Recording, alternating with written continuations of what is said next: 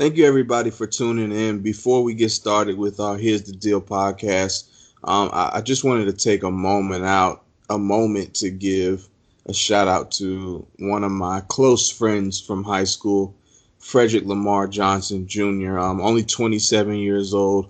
He died tragically last week in a car accident out here in Newport News, Virginia.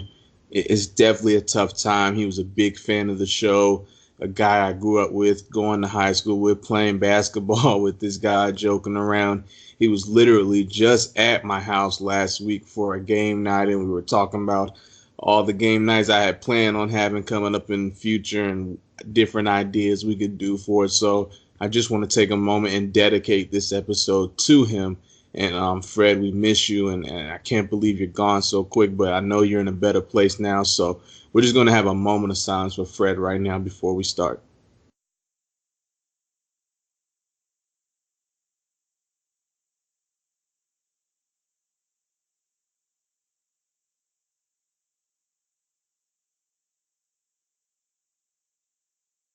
What's going on, everybody? Welcome to another episode of Here's the Deal.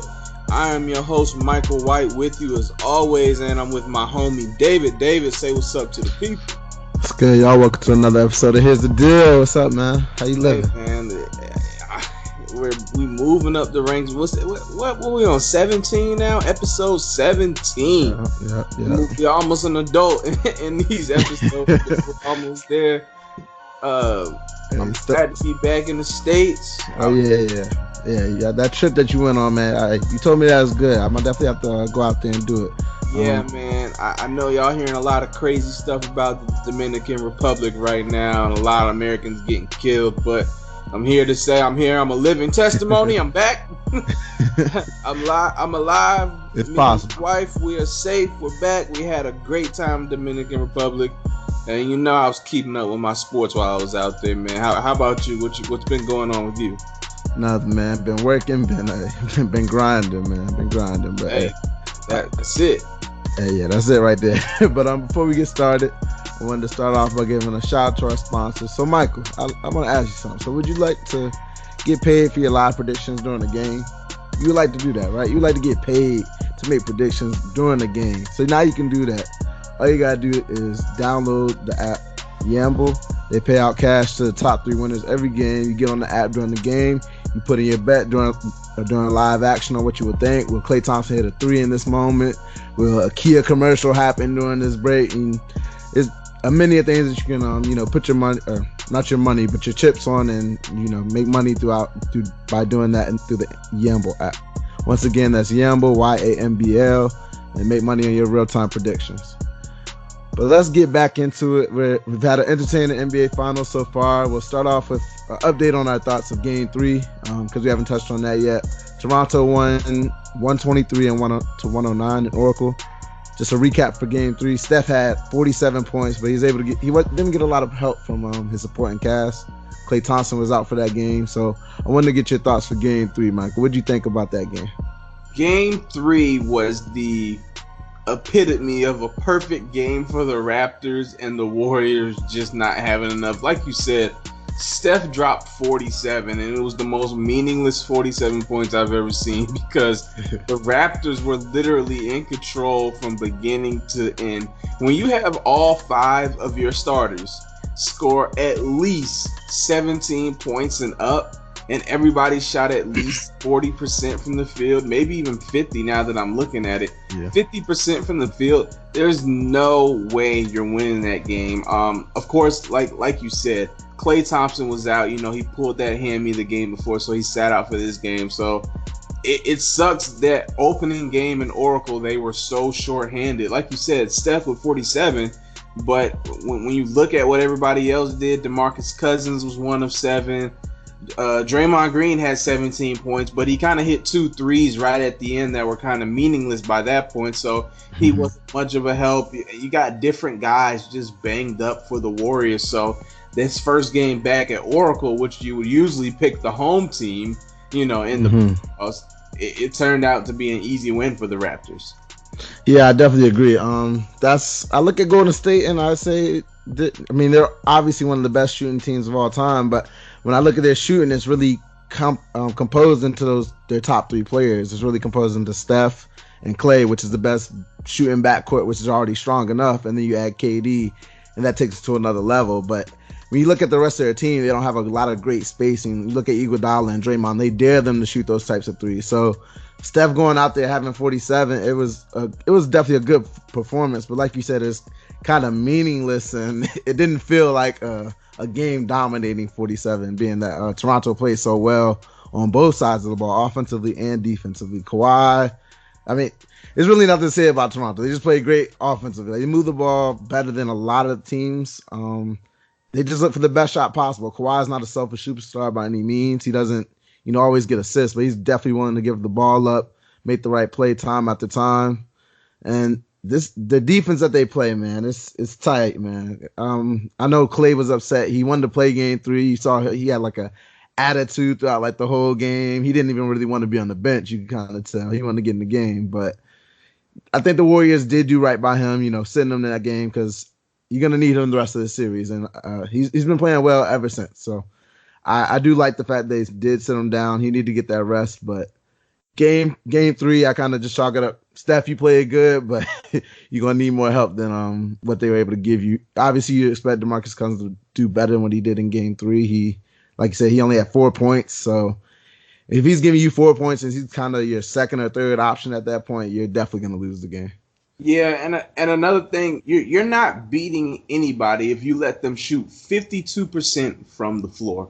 That's what the Raptors shot in Game 3. They shot 52% from the floor compared to the Warriors, who shot 39%. So if you're giving up that many high-quality looks to a team as good as the Raptors, or any team in the league, letting them shoot 52% from the field, 9 times out of 10 you lose that game. The Raptors also shot 44% from the three-point line, while for the Warriors 33%. So overall, this game was just showing you how thin the Warriors have got with all these injuries that are starting to stack up against them. Yeah, the biggest thing that I kind of took away from the game was without Looney and Klay Thompson out there, their defense was atrocious. That's why you have them shooting such a great percentage. Having Steph out there, you still have Draymond and Iguodala, but after that, it's a huge drop-off when it comes to their defensive players. Having Looney and Klay Thompson is actually a big deal for that team, because other than that, you kind of run in either Quinn Cook or Sean Livingston besides Steph, and neither of them are the defensive player that Klay Thompson is. So it definitely is a different dynamic when he doesn't have Klay Thompson next to him. And Looney, he's been playing great all postseason. I've been saying it since the jump. So their defense, it definitely struggled in game 3, but hey, let's head over to game 4. Game 4, they did end up losing game 4. Toronto had scored 105 points. Golden State scored 92 points. So Klay Thompson and Looney did come back in that game, but still, they weren't able to score enough points and able to win the game. So what do you think about game 4 exactly? Now this I didn't expect. If I told you before this series started that the Warriors would drop 2 games in a row at home, you would ask me what type of weed I'm smoking, because there's no way that anybody thought they would drop 2 in a row. And then at home get held under 100 points. The Warriors only scored 92 points in this game with Clay, with Steph. Granted, Clay was hobbled, but he still had 28 points, 11 of 18 shooting. Klay Thompson and Curry did all they could. But again, this is just another classic example of the Warriors without Kevin Durant against this Raptors team, in my opinion.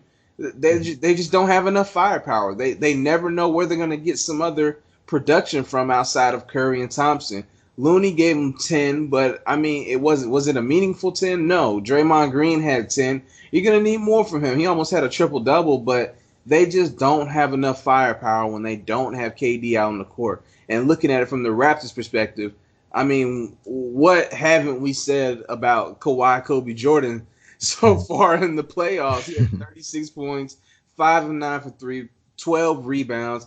The dude's a monster, man. The dude is a real monster. He's definitely solidified himself as, if not top 3, maybe the best player in the NBA as of right now. He just continues to get it done on both sides of the court. and someone else on the Raptors squad decided to show up. So Ibaka comes in, drops 20 points. The Raptors are just simply going big, even though the Warriors try to go small, and they're just abusing them with simple things, with high pick and roll. They're just feeding Ibaka off the pick and roll. He's attacking these guards in the paint. So we're just seeing how complete of a team the Raptors are, how many pieces they have. Like early in that game, I think Siakam was going, and as the game waned on, then Leonard started picking up, and then Ibaka came and finished them off.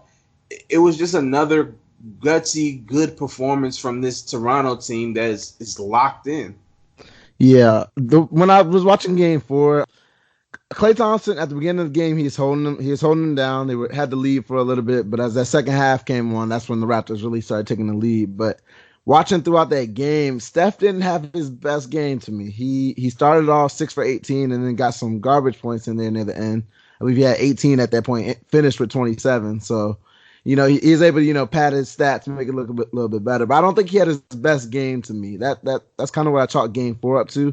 Klay had a inspirational type of game. He came back off the hamstring, had 28 points, and he does what Klay does. He hits all the big shots, keep you in the game, plays great defense. Steph, if he would have had a better game, I think they would have had definitely had a chance of winning this game. Is a huge turning point in the series, going up 3-1 for the Toronto Raptors. Once you hit that, we know the only team to blow a 3-1 lead in the finals. So it was a huge game. Toronto was able to come out with the W. Steph and Klay, they're going to need more help going forward. Draymond, you have to score more than 10 points. Iguodala, you got to hit more than one shot throughout the game. It's things like that. And DeMarcus, at this point, I don't believe he should be playing as much as he is, but being that he is playing for a contract going into next year, I understand why he wants to. But him being out there, his defense has not been great at all. And offensively, he's had his hit and misses. Sometimes he's very good. Sometimes he can't buy a shot out there, similar to what he did in Game 3. So Game 4 was interesting to me. Looney, he had another inspirational performance as well, being that he had like broken ribs, I believe, something like that, right? Yeah, so his collarbone. Yeah, so him being out there, he's able to play. It's just how much pain is he going to be able to take while he's out there? So he played pretty good to me. It's just Steph didn't play too great. Draymond, Iguodala, they gotta chip in more offensively for Game 4 at least, because Golden State scoring 92. I don't think we've seen that since KD has joined, or even before KD joined. Matter of fact, so that I believe that actually was the lowest points they had scored in the playoff game since the whole run has started. So it just showed how great a team Toronto is. Like you said, I think they're the best defensive team they've played throughout this whole entire run. They can't stop Kawhi Leonard. He's kind of whenever he decides he wants to take over a game, he just goes out there and does it. He had 35 points, no turnovers on the road. Only him and Michael Jordan have done that in their careers in the finals game. So that just shows you how special he is. Ibaka, he was hitting some clutch threes. He really makes an impact down there defensively. He adjusts a lot of shots down there. He scored 20 points in 22 minutes, so that shows you what he's doing. That's efficient scoring right there. Fred VanVleet got hit with the people's elbow by Sean Livingston. Right. So it was a lot of crazy things happening throughout this game, but I think Toronto kind of just asserted their dominance with this game. This was a key game for them. Yeah, and anytime your name is getting mentioned with something that only Michael Jordan has done, it's a testament of how good you are as a player. Like you said, no one's ever did 35 points with no turnovers. That means you're playing in control, dominant type of offense against a team in the Golden State Warriors who are the two-time champions. Another thing I wanted to point out is I've really been impressed, and I'll say it, with Kyle Lowry. During that game, he just seemed to make all the right plays for the Raptors down the stretch. He had 7 assists in that game, and it was just towards the end as they were trying to wrap things up and just seal it off. He just seemed to make all the right passes, was getting rebounds, taking charges. This Raptor team, like you said, you believe it's the best defensive team that the Warriors have faced. And I would have to agree with you simply because just like we used to say about the Warriors, they can switch everything. Well, so can the Raptors. The Raptors can switch every single matchup. And then you got Siakam, who's to me, he's like Draymond 2.0, the upgraded version. He's like the Windows 10 version of Draymond. I mean, he can switch out on the guards. He can play a little big. Gasol, yeah, he can't guard the guards out there, but he's such a smart defender, a former defensive player of the year, that he's playing the pick and roll well. He's playing the middle. He's being aggressive when he needs to. And then you have Kawhi Leonard on the perimeter. You have Danny Green on the perimeter. It's just so many different layers to what they have as a team that honestly, I don't know how anybody thought this was going to be a sweep or a 5-game series. Toronto is loaded. Yeah, people weren't giving Toronto the respect they deserve, but hey, after game 4, it definitely put people on notice. People were crying back for KD. Let's go ahead and get into game 5. So game 5, man, they were crying for KD to come back. KD topped it out. He tried to come back. Man, but let's go ahead. Let's start with game 5. So first quarter, they played great. What do you think of the first quarter? KD played great. Steph, he was playing great. Klay Thompson, I believe they sat Boogie the first quarter. That surprised me. So I guess Steve Kerr came to a decision that they really couldn't play him. That's what it's looking like. So starting off with that first quarter, watching the game, Steph was doing his thing. KD, he's somewhat like a spot-up shooter out there. He hit his first 3 threes, so he was doing everything that you expect KD to do. And it was impressive seeing him come back off of that calf injury that I didn't think we were going to see him throughout the rest of the playoffs, but he was able to tough it out. I guess he didn't want anybody questioning his heart. He wanted to be out there with his teammates. I hope the Golden State organization didn't push him too hard to come back because, you want to be 100% when he does go out there, but that was a heroic performance. I think it did jolt that Golden State Warriors team. So what do you think about them doing that first quarter before, what happened in the second quarter? Well, we immediately saw the importance of Kevin Durant in that first quarter. Their spacing is so much better when he's out there on the court because he's just such a threat to score from anywhere. Like you said, 3 for 3 from 3 in the first quarter, 11 points. He started about as well as anybody could after being off for how long has he been out? He's been out a month. Yeah, been out like a month. He started about as well as anyone can start out. So I wasn't surprised. I figured getting Kevin Durant back would send a jolt through this team, and they definitely jumped out early and they showed, hey, we missed this guy, and now we're ready to play. He's our heart and soul. Now we know what continues to happen. But as far as the first quarter, we saw the Warriors team that everybody thought was going to just dominate this season and win the championship no matter what. Yeah, the whole Steve Kerr benching Boogie, I didn't really have a problem with it. Boogie's very talented, don't get it wrong, but he's hurt right now, and he's not as good as a defender. He had a couple bonehead plays towards the end of this game, an offensive interference call. He had a foul called on him for a pick. So they're just running out of bodies, though. Eventually they had to play him because Looney got hurt again. He was out there playing a fractured collarbone. So he's going to be very important to this team going forward, especially with what happened in the second quarter. Yeah, so throughout that second quarter, if you haven't heard, KD has gone down with what appears to be an Achilles injury. Bob Myers came out, said after the game, we're still waiting on an MRI to confirm exactly what it is, but it does look like KD went down with an Achilles injury, trying to make a crossover move. It's kind of a simple crossover move. So when he did that and I saw him go over to the side, I immediately assumed the worst. It really took me back. That's all I could really think about after I saw it. Throughout the rest of the game, it was kind of hard to get into it till the fourth quarter, honestly, because seeing a great player, a generational talent like KD, you don't ever want to see him go down and just have to be helped off the court. When he went down with the calf injury, I was a little skeptical because he was able to walk off the court with his own power. So I had a little bit of hope with that, but with this injury being that he's already hurt, we already know, he's out there playing dangerous. So when I saw him go down, I immediately thought the worst, and it definitely took me back, man. It definitely was like, damn, the whole NBA is fucked up after that. I don't know what to really think after that. What do you think after you saw KD go down?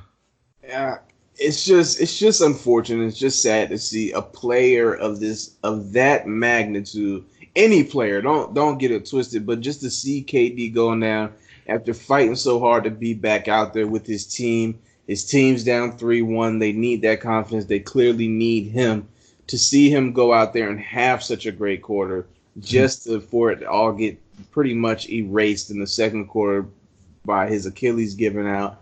It's just sad to see, man. It was rough, and I know it hurt that Warriors team. But I mean, did you see the video that man, when during the game, did you see the video of like it popping throughout his leg, man? It was I didn't want to see it. It was nasty. It was just nasty. Seeing it pop when he tried to plan on that crossover. You can't unsee it. Now after you watch that video, it's like you can't unsee it. And the people have been pulling up videos of former, people that have, had those Achilles injuries, and now it's just sending up prayers for KD. I hope he does recover. Hopefully he's good to go next year. Hopefully it's not as serious as we think it is, but definitely prayers out to KD going forward, man. Yeah, definitely prayers out to KD. Yeah, but throughout the rest of the game, after KD went down, I think Boogie was their saving grace, actually. Like for a little bit, I think Boogie, he came in after KD got hurt, because at this point Steve Kerr's thinking like, all right, we just lost somebody that gave us 11 points in 11 minutes, coming right back. He came right back and scored 11 points that quick. But Boogie, he ended up coming in. He went on a 7-0 run by himself, I believe. He had scored like 2 little post hooks, and then he had a 3 at the top of the key. So he was the only one that didn't seem, shook off of that injury. Steph, he seemed a little bit shook.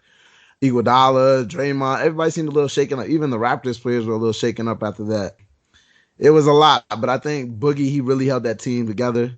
He band them together and realized that they do still have a mission to go out. Like, don't let KD going down go in vain. Like, you want him to, if he did that, we need to win this championship now. That's the type of attitude everybody on that Warriors team. Eventually, after a couple of minutes, they did get back into focus. But I think Boogie was the initial person to kind of start that off.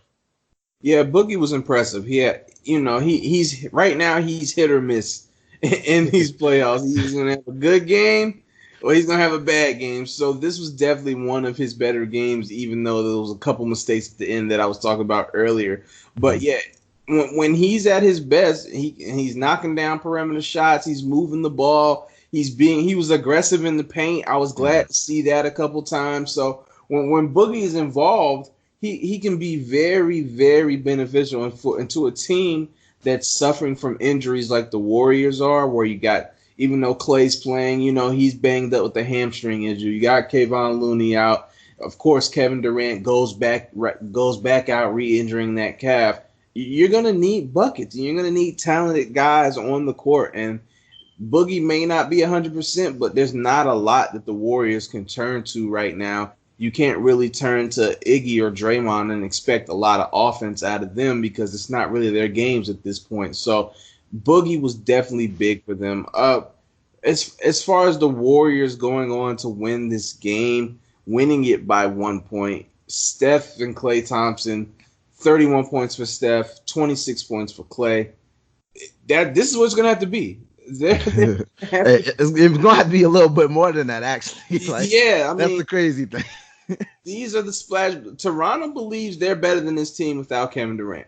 That's very clear. So the Splash Brothers are going to have to be excellent every game if this team wants any chance of coming all the way back to win this series. Now, for me, as far as the Warriors go in this win, honestly, I think they just held on. I think they squeaked it out. They hit some big shots towards the end, Steph and Klay respectively, but I don't know if they're going to be able to duplicate this again in another game. Now, you had the KD energy going through early. Boogie has a great game, but can you count? Are you saying you're going to count on Boogie again? And I don't feel like their home court advantage is as good as it once was. I mean, the Raptors have already went in there and won twice. So it's going to be interesting to see how they react in Game 6. We know about Klay Thompson in Game 6, how he tends to get. So it's definitely going to be something interesting to see. Yeah, closing out that game, Klay and Steph, they did close out the game pretty well. Steph he's been a little shaky throughout all these fourth quarters, but he did end up hitting one of the biggest shots of the game with that game tying 3 coming off of that screen. So he showed that he can make a couple clutch shots when you need him to. Klay, he hit those 2 big threes. He hit clutch threes out there, man. Klay's a killer, man. there's one player I don't want to see in a closeout game, and maybe Klay Thompson, honestly. But they showed up. They played great. Iguodala, he has to do a little bit better now that KD, those 11 points that he dropped, all of those were huge points. Like they needed all 11 of those points to win this game, and just the energy of him being back. That that adrenaline that they get. That okay, yeah, we have to go win. Our brother just went down with an injury, so they needed everything KD brought to them in Game 5. They needed to roll over to Game 6 as well. Draymond, he has to start scoring a little bit more. He had a clutch 3 in the fourth quarter, I believe, of that game. He had a grin, I believe. I don't remember who was guarding him, but he had a grin on somebody after he had a 3. And he has to score a little bit more. He has to realize that because, like you said, DeMarcus Cousins, he's been hit or miss this whole entire postseason. Sometimes he's playing great. Other times you can't play him at all. So it depends on a lot if DeMarcus Cousins plays great this next game, go into Oracle, their last game in Oracle, no matter what. So the only thing I look forward to this next game is, hey, is Steph going to let this happen in his arena? Is Klay going to let this happen in his arena? So that's what I'm most skeptical about going into Game 6. I'm not sure if I'm going to see it happen, but wrapping up Game 4, they were able to hold on, but I do believe Toronto thinks they're the better team. A lot of people are talking about this Nick Nurse timeout near the end of the game. Do you think that was a good or bad decision? He had called a timeout with about 3 minutes left. Toronto had their whole run going on. Kawhi started dominating the game. He had like 14, ended up just going on a crazy run, scored 10 straight points. Didn't really matter who was guarding them. And then he decided to call a timeout. Would you have done that if you were the coach of a team? You are a coach of a team. Would you do that, coach? Me, no. If my guy's hot right now and he's destroying them, I'm letting him put his foot on their neck and just keep going until I see otherwise that we do need a timeout. Now, granted, he called a timeout because of the new use or lose rule about the timeouts. You had to call them or you were going to lose them. But when Kawhi's cooking like that, when he pulling up from 30 and with hands in his face, Draymond in his face, he starts cooking like that. You got to let him cook, baby. You can't. You cut his fire too soon. Now he came back in. Everybody can't hit a shot. I know you thought that game was over once he hit 10 in a row and they went like 97 1-on-1. There's nobody who could tell me they didn't think that game was over. I was up. After they went up 6 points, I definitely thought it was a wrap. I was like, okay, there's no way they about to let them come back. 3 minutes left, and the Raptors defense, and sure enough, the Warriors proceed to hit 3 straight threes. And 3 straight threes. Kyle Lowry gets a bad turnover where he just throws it back, throws it half back behind court. I was like, oh my God, how could you do that at a time like this? Man, look. It was tough, man. But when Kawhi is cooking like that, now Nick Nurse knows, hey, forget all that use to lose. Hey, give him the ball or you're going to lose. That's what's going to happen. Right. With the Raptors, they're about to win their first title ever. Like they're running on adrenaline at that point. They don't really need a timeout. If anything, you take the ball out of Kawhi's hands, you give it to Kyle Lowry or Fred VanVleet, and hey, run a pick and pop with Gasol or who's ever out there, whatever you want to do. But don't call a timeout and just lose all your momentum because the Warriors, the way Steph and Klay play, they're very active players themselves. They run around more than a lot of players in the NBA. I believe Steph runs about 5 or 6 miles a game. So with him, you don't want to call. They call a timeout and then they call another timeout after that. So you gave them about 2 minutes of rest right there, and that's huge going into. Like I just said, they hit 3 straight threes after that. So you give Steve Kerr time to draw up plays. You give Steph a breather. You let them, get some water, get some Gatorade in their system. And this is what happens. You end up blowing the game, essentially. Like, you had the game everybody kind of felt the Raptors about to win this. But sure enough, you give the champions another shot, they're going to knock you down. So I think Nick Nurse will have to learn his lesson. If the team's playing good, you just let them play out. You only got 3 minutes left in the game. You don't need to give them a rest. They can rest the whole offseason. Like that. They don't need a rest at that point. I think he'll definitely learn from it. Go ahead. And that's a good point you made. Like, shooters know. You give me a second to catch my breath, let alone two timeouts, 2 full timeouts to catch my breath. As a shooter, that's like heaven. You get that breath back, you're good for your next couple of shots. You know what I'm saying? You allowed him to get his breath back, take a break, rest, get some water, a little Kool-Aid, sit back, run a little play. I just knew Steph was gonna hit that shot. I knew Clay was gonna hit that shot once Kawhi flew by him. I was like, up, he got Oh your yeah. up fake. Yeah, that's good. That's goofy. I knew what that was. So that's a great point you bring up. Those two timeouts definitely gave them enough time to breathe and get ready for the next couple possessions. And as we can see, it ended up hurting him. So yeah. Granted, now look, we don't know what Nick Nurse saw. We don't know what he said in the huddle. Maybe he saw, I heard on some shows today, they were saying maybe he saw his team was tired. Maybe that could be true. Maybe there was a play he wanted to get out. Maybe he was doing the right thing. Mm-hmm. But from the outside looking in, would I have called that timeout? Nah, man. I'm letting my best player take me home down the stretch. Yeah, it's about knowing. It's more. I think it's more so about knowing who's on the other side. If it's not the Golden State Warriors, like if it's not a team that's based off shooting, they only have Steph and Clay at this time. Like I just said, those are two people they're always moving. So if they're able to breathe, and Curry's able to draw a play up for them, because those plays at the end of the game, those are some very great drawn up plays. And they executed to perfection. Like they got exactly what they wanted. They got Steph running around a curve. Like I'm not sure if I've ever seen him do that near the end of a fourth quarter of a finals game or a playoff game at that. Like usually he has the ball in his hands. He doesn't usually have plays drawn up for him, just running around a screen so smoothly. So you give Steve Kerr time to draw up plays and it comes back to bite you. But the final play, what'd you think of the final play with Kawhi at the top of the key and end up getting double teamed by Iguodala? What'd you think about that? It happens. I mean, did he make the right basketball play? Yes. Would I had liked to see him go up? I mean, we call you Kawhi Kobe Jordan.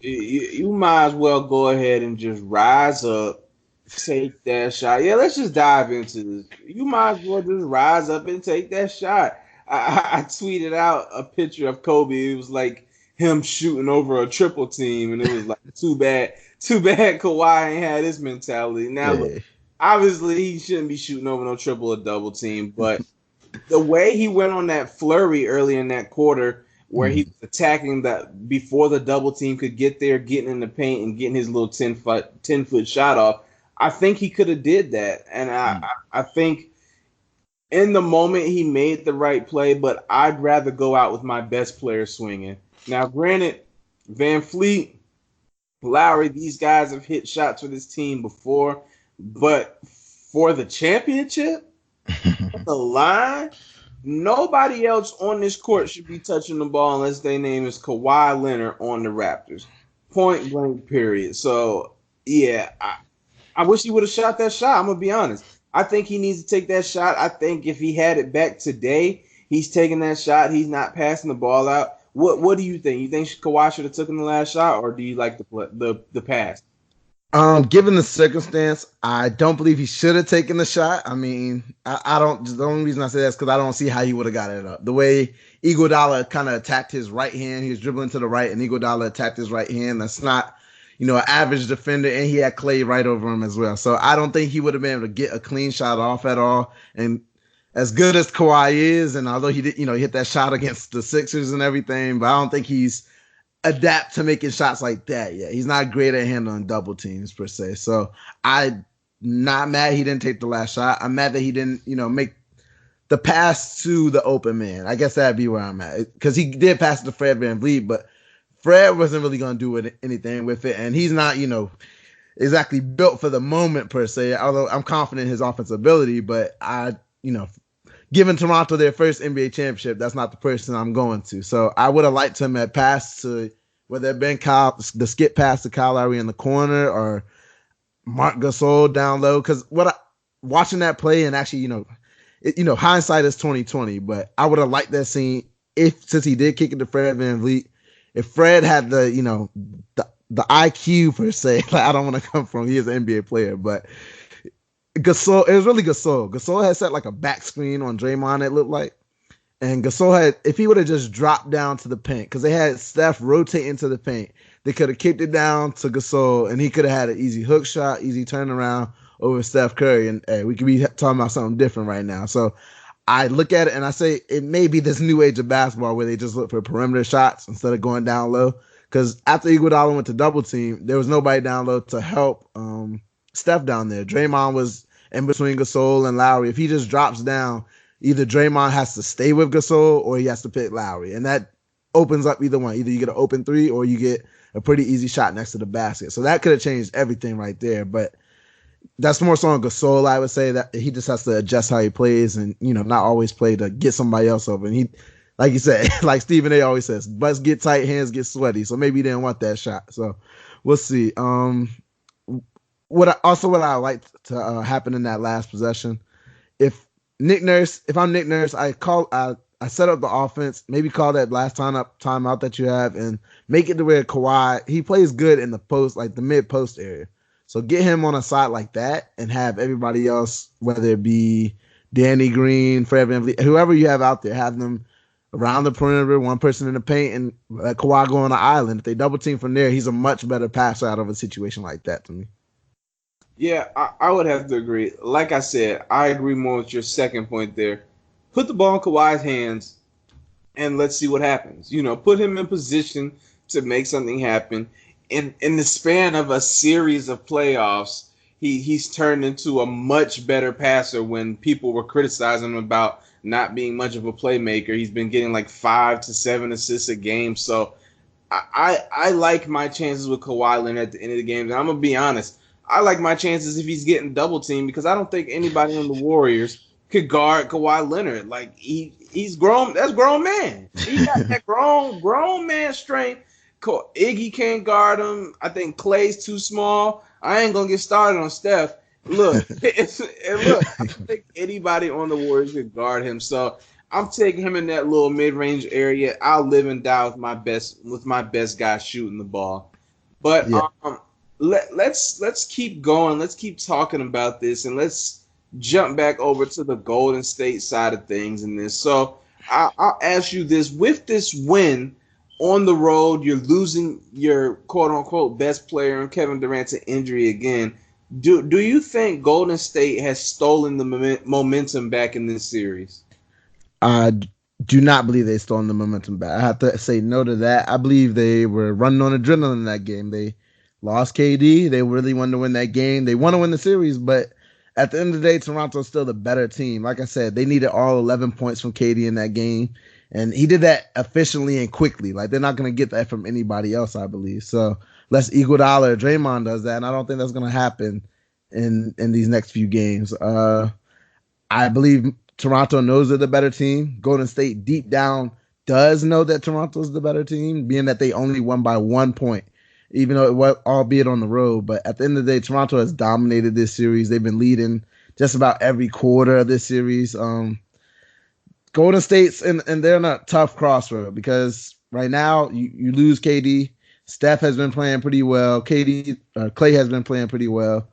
But Boogie, he's so hit or miss, and that's really who you need at this point in this series. If Boogie, if you could consistently count on him to do what he did in Game 2 and Game 5, I think they would be in good position. But being that he's not 100%, you just don't know what you're going to get game to game. And defensively, he's not going to be that force. He's not going to be really an asset at all defensively. So I do believe Toronto does have the momentum still. Kawhi still, good as ever. So I still believe Toronto will end up winning this series. It's just about how many games. The Warriors still have some work to do. Yeah, so I agree with you. I don't think Golden State has snatched the momentum at all. I think if anything, they escaped with this game. Granted, Toronto had its chances to win the game, but sometimes we can overanalyze these things, say, oh, this didn't happen. Golden State hit 23 pointers. Oh, yeah. Second most in an NBA Finals game ever. They hit 23 pointers compared to the Raptors, who went absolutely cold and only hit 8, and they only won by a point. So when you think about it like that, it took them almost breaking a finals record with 23s, while the Raptors had one of their coldest shooting nights ever, just to win by 1 point. I think if Nick Nurse doesn't call those timeouts, we're having a different conversation.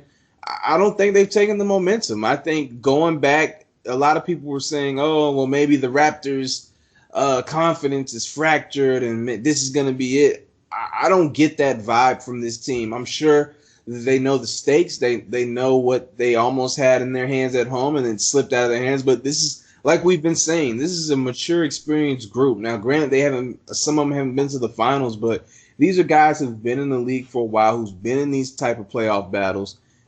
I don't think they're shook by this at all, especially seeing is they've already won 2 games at Oracle. Why should they be shook? They escaped with the win in our building. Okay, you hit 23s, but are we expecting Siakam to only have 12 points again? He tends to bounce back, especially in the road game. So I expect him to play better. I expect Kyle Lowry to play better. Granted, he had 18 points, but he was only 1 of 6 from 3, so I expect him to play better. Danny Green pulled his disappearing act again, went 0 for 3. He needs to show up on the road, and I expect him to do that. So I'm with you. I'm still sided with Toronto here. I think they still have the momentum. I think they're healthier. I think they're still the deeper team here, and I think they're going to make a push to maybe end this at Golden State. Yeah, Looney's still going through injury. He's a huge key to me. If he was healthy, it changed things to me. If Clay was healthy, it would change things. But they're just too beat up. I don't think they're gonna be able to make it through Game 6 or if it goes to Game 7, Game 6, Game 7 as well in Toronto. So either way, I do see Toronto winning. What are your predictions for the rest of the series? Do you see Toronto in 7 or in 6 or 7, or do you see Golden State winning in 7? So my original pick was Toronto in 7, and I'm sticking with it. But I just have this strong feeling like the Game 6 can go either one of 2 ways. Either Golden State's going to come out all fired up, Oracle's going to be jumping, and they're going to take this thing and blow them out and win. Or the complete opposite, I think, has a real good chance of happening. Toronto comes in, it's close during the first half, and then they just impose their will on the Warriors in the second half, kind of like what we saw in Game 4, and just blow them out for the rest of the quarter, be in control of the game. Like I said, that Toronto is a physical team. They have length. They have guys everywhere. On any given night, you don't know who could give you 20 or hell, even 30 on this team. So I think the Raptors are going to close this thing out in 7, but I wouldn't be surprised if they get a crazy win in Game 6. Yeah, it's do or die for the Warriors at this point, right? So the way I'm looking at it, man, is Game 6 in Oracle. It's the last game in Oracle regardless. Steph Curry, I've been quoted saying, hey, if he's going to go out, it's not going to be in Oracle. Game 6, Clay, the Raptors are up against a lot in this game. A lot of emotions, a lot of things. The fans are going to be, ready. They're not going to leave early like they did in Game 4. They're going to be there the whole time, regardless of what happened. They're going to ride out for their teams. Steph, I assume he'll play great. I assume Clay will play great, but I think Toronto has it in 6. I predicted them winning in 7, but I think they'll win it in 6, man. They've shown they're clearly the better team. Kawhi, he's dropped 30 just about every game. Like I said, Siakam should have a huge bounce back game. Either Ibaka or Gasol tend to have a good game, whichever one is hitting. Sometimes it's both of them. When it's both of them, the Warriors really don't stand a chance when either of them show up. And Fred VanVleet, he's really impressed me throughout this whole playoff run. Well, ever since the birth of his child, rather. He's impressed me ever since then because he kind of comes in and plays kind of like a Lou Williams to a degree. He just goes out there and gets buckets for you, whatever they need. Even after the stitches, he played pretty good in Game 5. So I think Toronto just has too many weapons. If Danny Green plays good, it's definitely a wrap. If he hits 2 or 3 threes, it's a wrap for them. I think they'll end up winning in Game 6 in Oracle, and they're gonna go back home, celebrate in Jurassic Park, all that good stuff. I think that's where it's gonna end in Game 6. Yeah, it'll definitely be interesting to see. Like you said, me and you, we both have Toronto, but I would say, I wouldn't count Golden State out. They're still the 2-time champion. They still have Steph Curry and Klay Thompson and Draymond Green playing. So I would not be surprised if they win. That's one thing I would say. I would not be surprised if the Warriors came back and won this series. And that's what I was getting at. Like, I picked Toronto to win, and I said it could be a blowout, but this could easily just go the other way depending on who gets hot and who hits shots. Because, like we said, it's a make-or-miss league, so I'm definitely eager to see that. But let's move on from that to talk about Mr. Kevin Durant again. So, like we were saying earlier, Kevin Durant unfortunately goes down with a probable torn Achilles. Such a big blow to the Warriors and their team. But let's kind of look forward, even though it may be a little too soon. How do you think this injury affects his free agent decisions? Throughout the playoffs, I've been having a lot of different thoughts about KD and whether or not he'll return to the Warriors or leave. The more and more these playoffs has gone, after he went down with the injury against the Rockets, I was looking at it like if the Warriors do end up losing and it looks like they need KD, I think he would end up staying. But this injury with the whole Achilles injury, I think it makes that even a stronger chance. I think he will stay with the Warriors. Whether or not he'll opt into his player option and try and sign a max contract next year or just go ahead and sign it now, being that he is hurt. He wants to, secure his money now that it's a serious injury. It's one of those injuries that have ended careers. Nowadays, modern technology has, increased it. We see Boogie coming back from this injury, and he hasn't been 100%, but he's had glimpses of, being the former player that we're accustomed to seeing be. But I think he will end up staying with the Warriors. I think it changes everything for free agency, not just with the Warriors, whether it be the Clippers, the Lakers, the Knicks. I think it changes everything because now you look at it, who's going to go to New York? If KD doesn't go to New York, is it just going to be Kemba Walker, just Kyrie? Like, who's going to go if that happens? So I think it changes everything around the league. But specifically for KD, I think he stays with the Warriors. I think he gives the Lakers some consideration as well. The only thing with that would be he may have to sit out a year. That's the only thing. Do you think he'll sit out, being that this is such a serious injury? Would he sit out a whole entire season, or do you think he'll come back? That's the only thing. I think he's out for a year. I think he'll be out for that, just to rehab and make sure he's 100%. He did try to come back before he should have, so I think he'll definitely be careful with his next move. As far as his free agency coming up, I agree with you. I think we have seen that the Warriors need Kevin Durant. Without Kevin Durant, they are not a better team than the Toronto Raptors, and they only have one superstar. But just their collection of players and the way they play, combined with the chemistry, are better than the Warriors. So I think all these notions that the Warriors didn't need Kevin Durant, this and that, blah, blah, blah, I think all that's out the window, and I think Kevin Durant needs to start thinking about his future in basketball. This is, like we said, this is a very serious injury. This is the injury that took Kobe out. DeMarcus Cousins had this injury. This is a serious thing to think about. So if it's me and I'm in his shoes, I'm getting my money. You're getting the most money you can get in Golden State. They'll let you do whatever you need to do as far as rehab. And you're competing for a championship each and every year. And look at DeMarcus Cousins. He's competing for a championship right now. I think this gives him all the more reason to stay in Golden State. I mean, look at it like this. Let's say he leaves and he goes to New York. You're still rehabbing. Do you really want to go to New York to sit and watch his team continue to lose?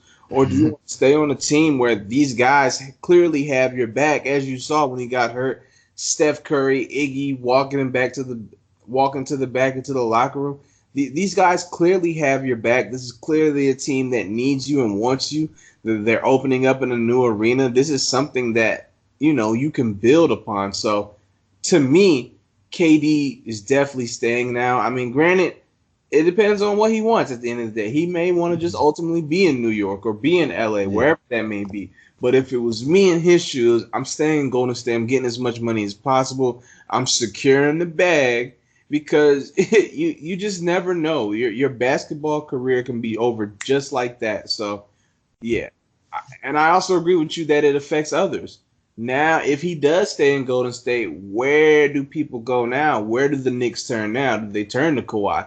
Do they turn to a Jimmy Butler and a Kemba Walker, like you said? There's all types of little intricate moves. Or if you look at it, you can look at it that way, or you can look at it this way. Maybe everybody else is like, whoa, maybe I shouldn't walk away from all this guaranteed money if I stay here. Maybe Jimmy Butler does take that max offer from Philly. Maybe Mhm. says, hey, let me get my money because I never know what could happen to me in the league. So let me stay in Charlotte. This could mean so many different things. There's so many avenues that this can take, all simply because Kevin Durant went down. Yeah, the Warriors. I don't think they did KD dirty in this to me, man. Like he should not have been out there playing. I saying the whole ever since he got hurt, he should not have been out there playing. We rushed him back essentially.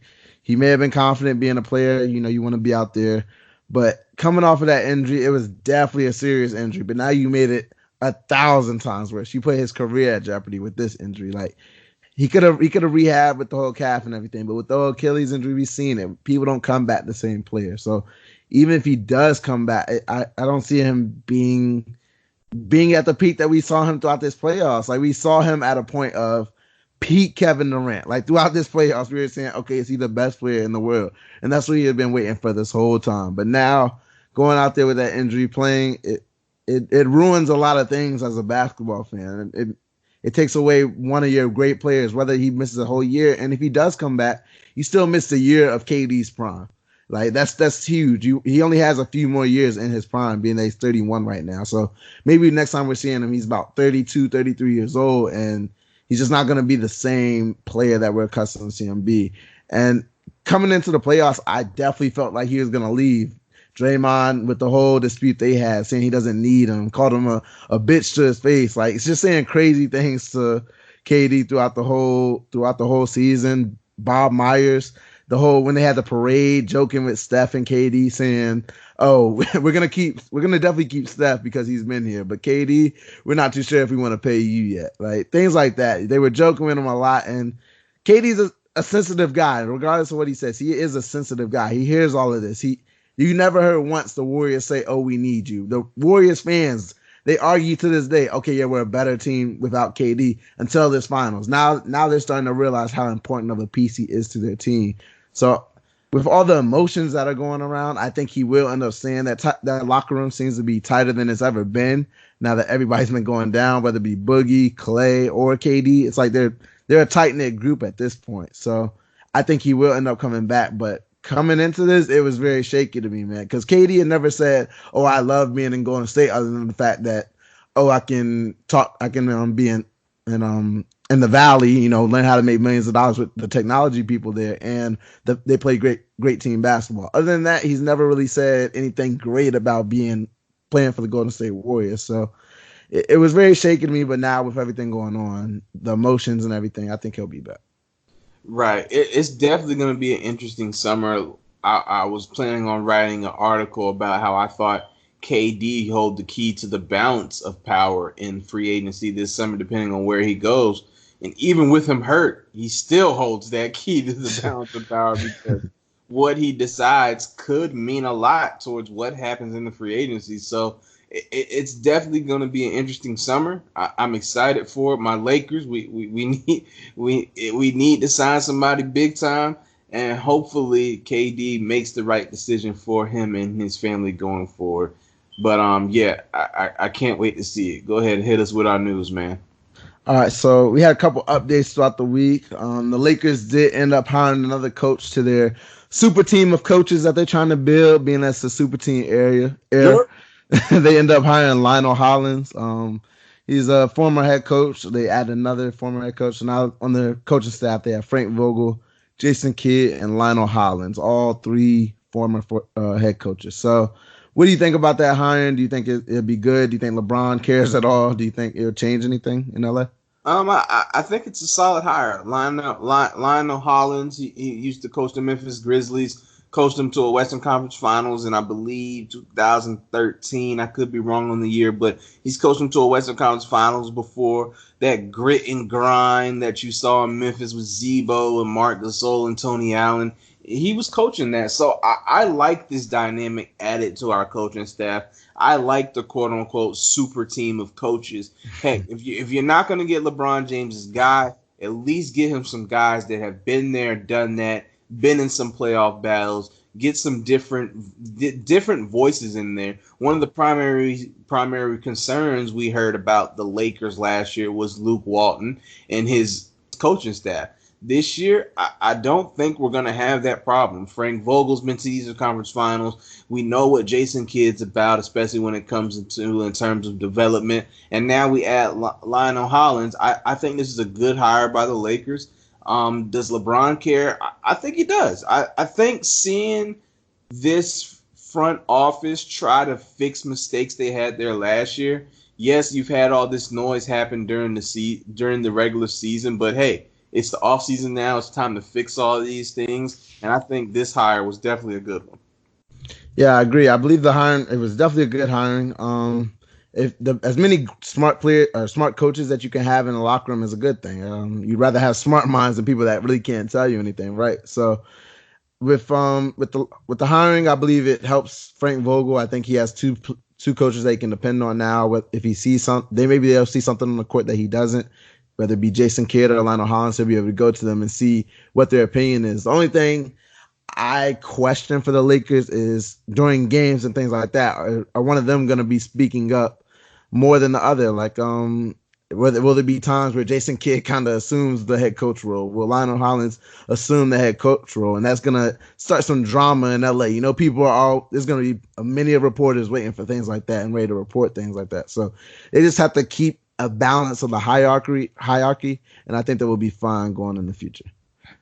But let's get into our next subtopic. So Kawhi Leonard, he's suing Nike for apparently he's trying to reclaim control over his claw logo. He says that he created it. So with that whole deal, of course, Kawhi is the only player that will sue the biggest sports brand in the world during the middle of the finals. But he said that he was tracing his hand in college, basically, I guess, having ultimate foresight of a logo that he'll have in the future. So him trying to get that back, do you think that's a big deal at all? Do you take away anything? Being that he is with New Balance now, I don't understand how Nike has control over the logo still. Yeah, I have no clue either. But am I mad at Kawhi for taking this route? No, board man gets paid. Ain't that his slogan? Board man gets paid. Hey man, go get your money. They took your logo. I am always on the side of the player in terms of suing for something that they believe that is their own and they should be getting paid for. Forget the big corporations. Let's pay the players. So I support it. I have no problem with it at all.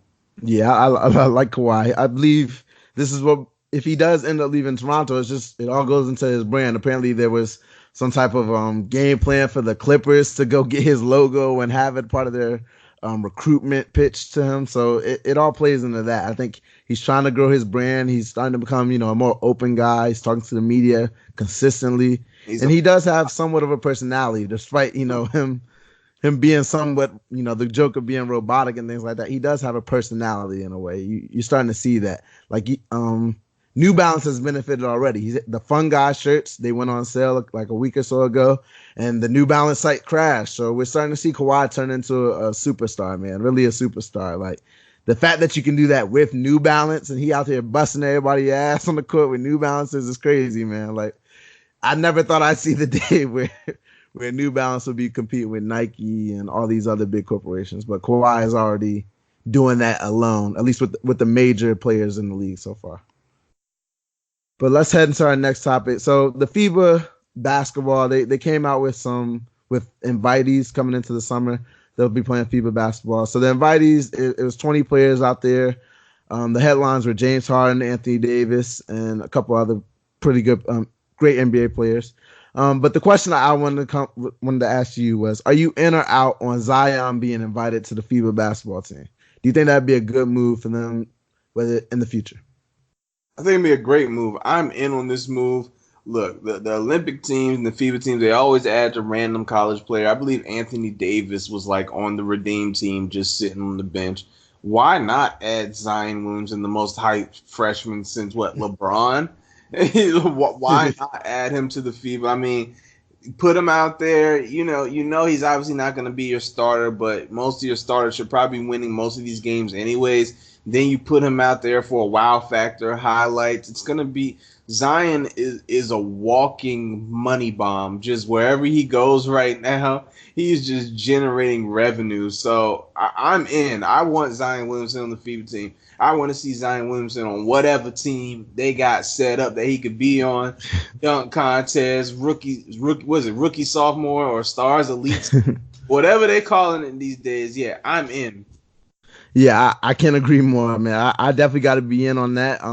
What better way than to have maybe the future face of your league start marketing him already? He may not play the NBA game, but let's start and get him in the globally known. We all know he's known nationally, but I'm not sure about his global brand yet. So let's go ahead and start doing that. I'm pretty sure he'll have his shoe deal signed by then, so they'll love to have that, whether it be Nike, Adidas, whoever he does sign with. So I think it'd be a great idea, and I'm gonna even go as far as to say let's make him the sixth man of that team. Because looking at this team, there's some very good players out there, but playing against the foreign teams, I think he can hold his own against them. So as big as he is, he's gonna weight wise he's gonna be able to hang. It's just getting his skills better. I think he should definitely be on the team. He should definitely be invited. If he makes the team, then hey, he definitely deserves it.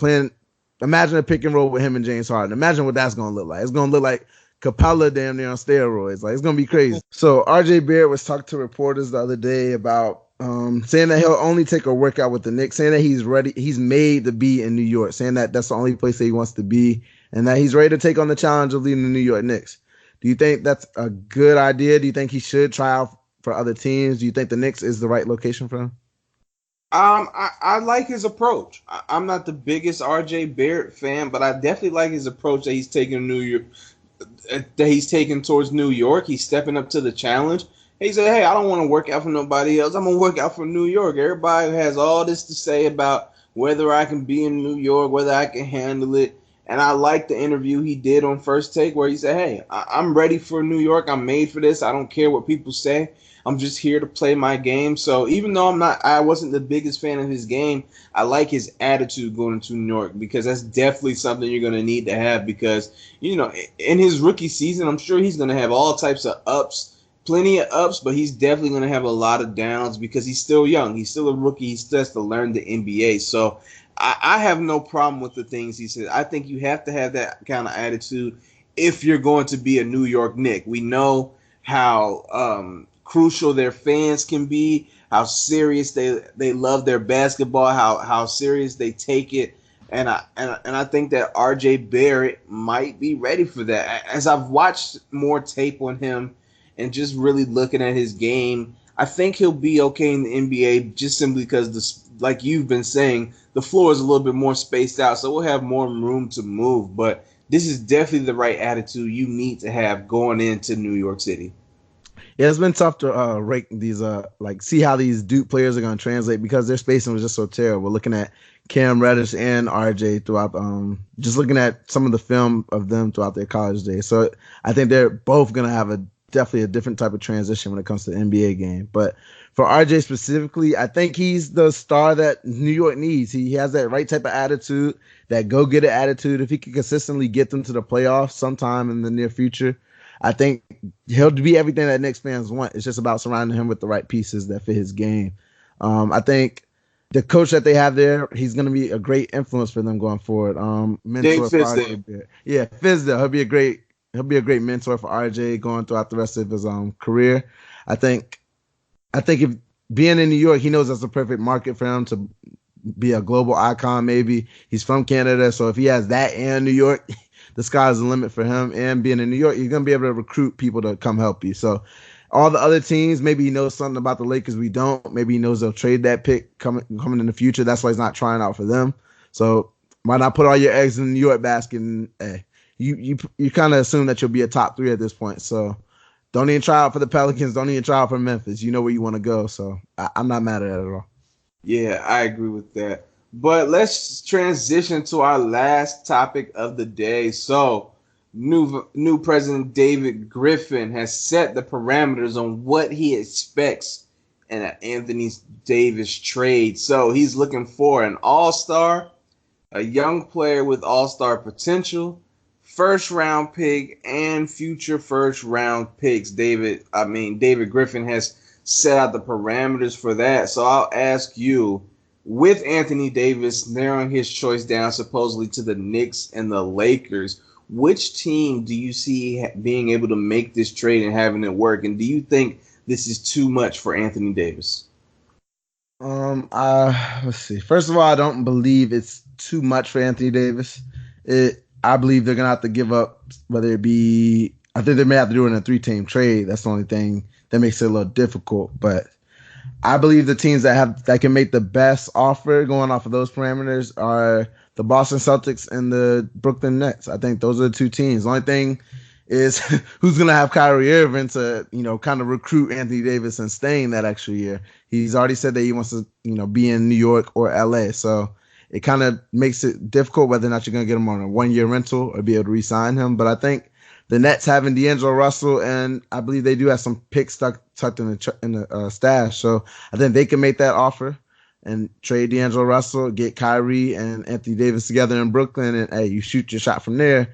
And then Boston, they can offer you whether it be Gordon Hayward, Jason Tatum, and they have plenty of picks. I believe they have 3 first-round picks this year. So they maybe give them all 3 of those, and just, Danny Ainge has been wanting Anthony Davis for a while now, so that'd be a dream come true for him.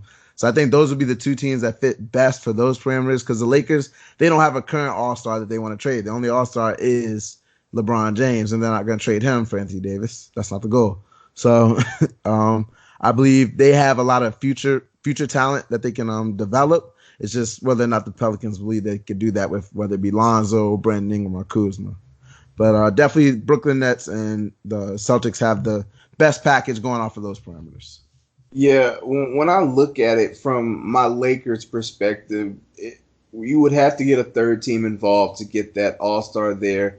But I'm going to just be real. I'm part of the Keep the Core movement. I don't want to move any of these guys. I don't want to trade them. Well, it's not so much I don't want to move any of them. I just don't want to trade all of them for Anthony Davis. Do I think this is too much?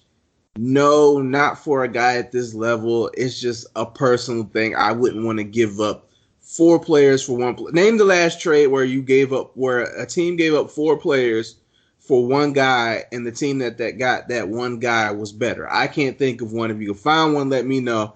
But I don't know. I can't think of one. So do I think they're asking for too much? From the Lakers, perspective, yes. But from some of these other teams, no. I think some teams like the Nets, like you said, maybe a sign and trade with Brooklyn, get D'Angelo Russell out of there and maybe bring in Anthony Davis somehow like that. Or even the Celtics, like you said, they have Tatum and Brown and these picks. So there's all types of things that could happen. But if I had to put my money on it, if I had to make my best bet, it's going to come down to probably the Lakers, that number 4 pick, and some of this high talent. I think the Lakers are going to push hard to find a third team to move another player and make the money work. And I think they're going to give up whatever's necessary. They seem hell-bent on combining Anthony Davis with LeBron James. So I think that's what we're headed to right now, especially if they can get him now, because if you get him now before his contract expires, you get his bird rights, which means you can sign another star and then go over the cap to re-sign Anthony Davis next year. So is he asking for too much? No. I mean, Anthony Davis is a once-in-a-generation talent, a top 5 player in this league. You can't teach that type of size and with his scoring ability and what he does on the defensive side of the ball. So it's going to be interesting to see, man. An all-star, a young player with all-star. Why you got to take the whole squad, Griff? That's all I'm saying. You trying to take the whole squad from us, dog. I'll give you number 4 pick in England, and then we can work out the money. But don't take the whole squad from me. But yeah, it's going to be crazy to see. Those are some steep parameters. Yeah, those bird rights are going to be important. I didn't know that. I didn't know that's what y'all have if y'all traded for them, because the one way that y'all can see it getting 3 stars is either sign somebody this year and then trade for AD, or trade for AD now, and I guess you have to wait a year and then you can get your 3rd star. So those are, I guess, the 2 ways that y'all can get the big 3 that y'all are looking for, because you don't want to just have him and LeBron out there, even though that may be a challenge for a championship now, because the whole it's a snowball effect with KD going down, because now it's like the standards of being that championship team have all lessened now that KD is, maybe potentially missing a whole year of basketball. So maybe AD and LeBron can win that championship, but being that if y'all can get AD in some way, you go ahead and do it, and then just wait till next year and try and get your third star. Yeah, I agree with you. This, like we said earlier when we were talking about the free agency with KD, this summer is gonna be crazy. I mean, really, this weekend, because when you think about it, the Pelicans are saying that they want to move AD before the NBA draft, which is next Thursday, right? Yeah. So they want to move him before that. So we're gonna see something or nothing happen with Anthony Davis very, very soon. And I think David Griffin's gonna really push to trade him. So be on the lookout for your updates. At any moment, Anthony Davis could be on the move. Yeah, definitely something to keep an eye on. Yeah, but I want to thank everybody for tuning in to another episode of Here's the Deal. I'm glad you guys are all with us, whatever platform you may be listening to us on, whether that be YouTube, SoundCloud, iTunes, Spotify, Podbean. We appreciate it so much. And make sure you go find us on all our social medias. David, anything to say to the people? Thank you for listening, guys. Definitely give our Twitter follow at Here's the Deal _ at Here Is _ the Deal. Definitely give that a follow. It's our Twitter account. Definitely give it a follow. Interact with us. Love to talk to the fans all the time.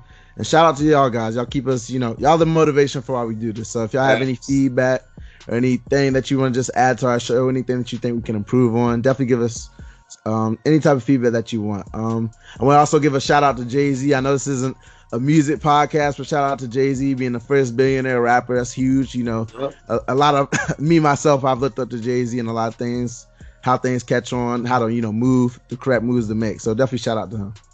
Definitely that. Again, if anything you guys want to hear about, talk about, any questions you may have, just don't hesitate to send it to us, whether you're following us on Twitter or Facebook or Instagram. Go ahead and shoot us those questions or comments, and we'll make sure we get them answered live on the show. But once again, thanks everybody for tuning in to another episode of Here's the Deal.